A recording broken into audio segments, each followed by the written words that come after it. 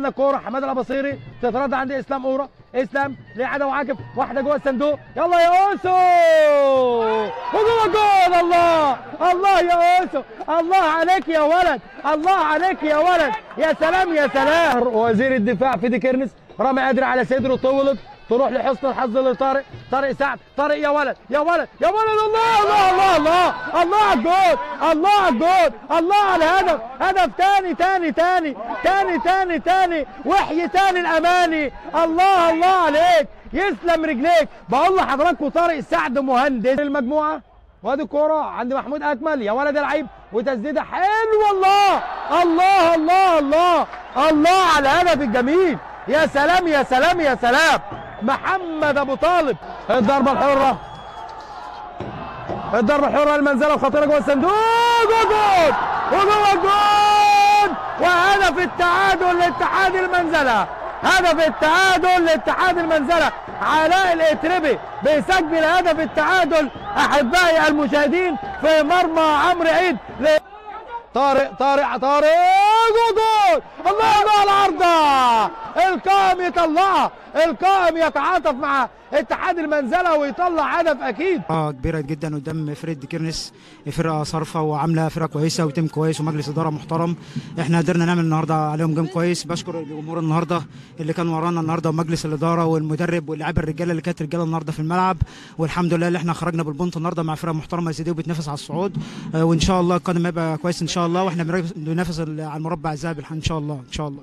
اول حاجه بشكر جمهورنا المحترم ده بيساندنا من اول الدوري في وسط الاجواء اللي هي الصعبه بتاعتنا الملعب ديت. بشكر فرقه ديكيرنس، فرقه محترمه بتنافس، صارفه، عامله فتره ده كويسه، عندها لعيبه على اعلى مستوى. ان احنا تبقى مغلوبين في الشوط الاولاني 2-0 وننزل نجيب بجونين، ده حاجه كويسه تحسب للجهاز الفني واللاعيبه الرجاله من اول دقيقه لاخر دقيقه، وان شاء الله القادم احسن ان شاء الله. وبشكر ديكيرنس وكابتن خالد المحترم، الاعلام المحترم بجد والله، وان شاء الله يعني الجاي احسن، وان شاء الله منزله في مربع ذهبي باذن الله. الحمد لله والله الفرقه تعبت طول الاسبوع، بنتمرن كويس، والكابتن تعب معانا بيتعب معانا، وانا لسه راجع من اصابه بقالي 3 اشهر، والحمد لله اني جبت جون عشان ارجع تاني.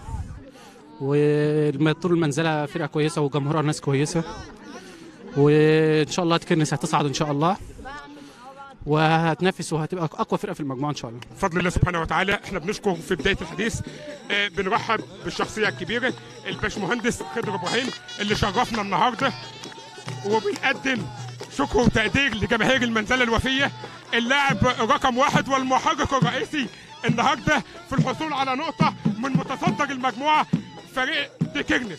فكل الشكر والتقدير لجمهورنا العظيم على الاداء النهارده، لانه حقيقه النهارده قدم صوره مثاليه للتشجيع المثالي والوقوف خلف الفريق حتى اخر لحظه، وتحويل الهزيمه الى تعادل والحصول على نقطه ثمينه من اسد المجموعه فريق ديكيرنس. النهارده باذن الله هنصرف باذن الله مكافاه فوز النهارده، لان النهارده ملعب اتحاد المنزله النهارده بفضل الله سبحانه وتعالى نادي اتحاد المنزله لم يهزم على هذا الملعب ولن يهزم على هذا الملعب، فده نقطه كبيره باذن الله. احنا بنسعى باذن الله للوصول للمربع الذهبي، وانا عايز اطمن الجمهور الكبير ده ان النهارده المنزله بتلعب دوري الدرجه الثالثه بعد 15 عام، ان المنزله النهارده تكون في المركز الخامس وعلى مقربه من المربع الذهبي، ده انجاز بيحسب للجهاز الفني، اللاعبين، مجلس الاداره، ورقم 1 الجمهور العظيم اللي واقف خلف اللاعيبه بتاعته.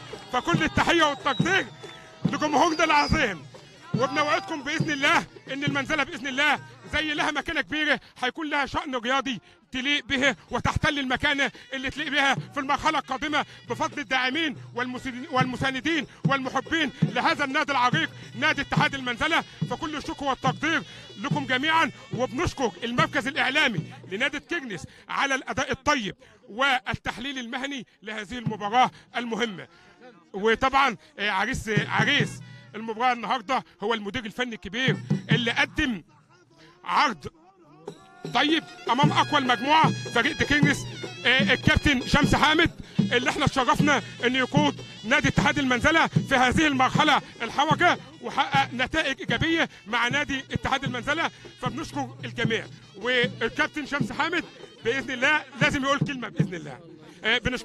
بنشكركم جميعا، بنركز المركز الاعلامي المتميز لنادي ديكيرنس، بنشكركم على الحضور، وبنشكر جمهور ديكيرنس اللي كان خلف فريقه وقدم صوره طيبه للتشجيع المثالي. فكنا النهارده مباراه الاخوه بين المربع الذهبي والمتصدر للدوري. اولا مبدئيا الحمد لله والف شكر على المباركه. انا عايز اقول حاجه، ان فرقه ديكيرنس فرقه محترمه جدا، بتضم عناصر لعيبه كويسه وخبرات ولاعيبه كره على مستوى عالي، ومدرب هايل، جهاز فني هايل، مدير فني على اعلى مستوى. انا قلت له من اسبوعين تقريبا، قلت له ان شاء الله انت من الصاعدين يعني، فان شاء الله بالتوفيق ليهم. انا زي ما تقول حضرتك بالظبط كده، انا الحمد لله انا ضمنت البقاء، وانا تعاقدي مع الدكتور على اني اضمن البقاء، فالحمد لله ربنا سبحانه وتعالى هو الضامن، ضمنت البقاء. انا بلعب دلوقتي على ترتيب، انا قلت لهم ان شاء الله هنلعب على ترتيب، فانا بلعب على ترتيب. انا عندي ماتش على ارضي، بلعب اول المجموعه، لكن انا ليا طموح وانا ليا هدف. فالحمد لله هو الهدف اتاخر في الشوط الثاني، الا انه الحمد لله ربنا قدرنا وقدرنا ندخل المباراه ثاني ونتعادل يعني.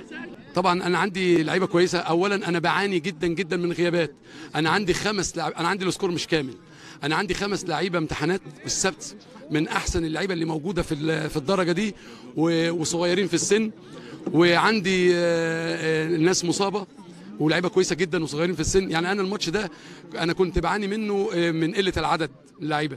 الحمد لله. وابو طالب اللي انت حضرتك بتتكلم عليه ده من ضمن اللعيبه الكويسه اللي عندي، وان شاء الله ليه مستقبل كويس. عيل صغير على فكره، مواليد لا ما كملش 20 سنه، 97 من اللعيبه الكويسه. وطبعا عندي لعيبه كتير في نص الملعب، عندي لعيبه كويسه. انا بتكلم على اللعيب اللي انت بتتكلم عنه يعني.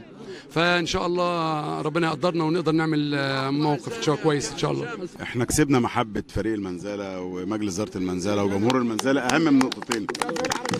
ده اهم حاجه النهارده في الحقيقه. الخط بتاعنا ده خط واحد كله، واحنا كان جو كوره ولعب حلو ومجهود وناس تعبت في الملعب من الفرقتين، والتعادل اعتقد انه كان فير يعني. طب اكيد كان نفسنا نغلب، مقدرين الضغوط اللي على ملعب المنزله وعلى نادي المنزله من الجماهير. الجماهير هنا يعني صعبه وبتحب الكوره وبتحب الفوز، فطبعا الماتش فيه صعوبات على وضغوط على اللعيبه ومن الجماهير. الحاجه الثانيه الملعب نفسه صعب على اي فرقه بتيجي هنا، واحنا يمكن مخططين ان احنا ما ننهزمش، بس يعني التعادل الكافي بالنسبه لنا، وكنا نتمنى الفوز وكنا اقرب ليه، ولكن طبعا هي دي الكوره. الملعب ما ساعدش كتير وضيع علينا فرص كتير، وهم عارفين ان الملعب بتاعهم مقبره الغزاة يعني. اي حد بيجي هنا بيبقى صعب عليه انه يقدر يسيطر يعني. طبعا فرقتنا فرقه كوره، توقيف الكوره، البصل مرتاحه صعبه، الكوره اللي بتفلت من الناس في المناطق الحساسه. الحمد لله ان الماتش مشي كده، واحنا كسبنا كتير في الحقيقه. العلاقه الكويسه اللي بيننا وبين المنزله، الجماهير اللي رحبت بينا بشكرهم جدا، ومجلس الاداره رحب بينا، واللعيبه مع بعض روحهم كانت كويسه فيما عدا الحاجات البسيطه. انا بعتبر ده اهم كتير يعني. وطبعا ربنا برضو يعني كللها بالخير يعني، ان الامور فؤاد تعثرت، فالحمد لله يعني ما خسرناش كتير. احنا عندنا لائحه هتتنفذ، بس احنا مش هن عشان ما نزعلش المنزل حبيبي. بس لكن طبعا يعني في لائحه بتتنفذ، ويعني الحمد لله الناس عدت من غير اصابات من غير مشاكل، الجماهير مبسوطه يعني، والناس بصراحه علاقه جيده يعني. لا ما يعني مش الحمد لله الحمد لله الحمد لله الحمد لله يعني.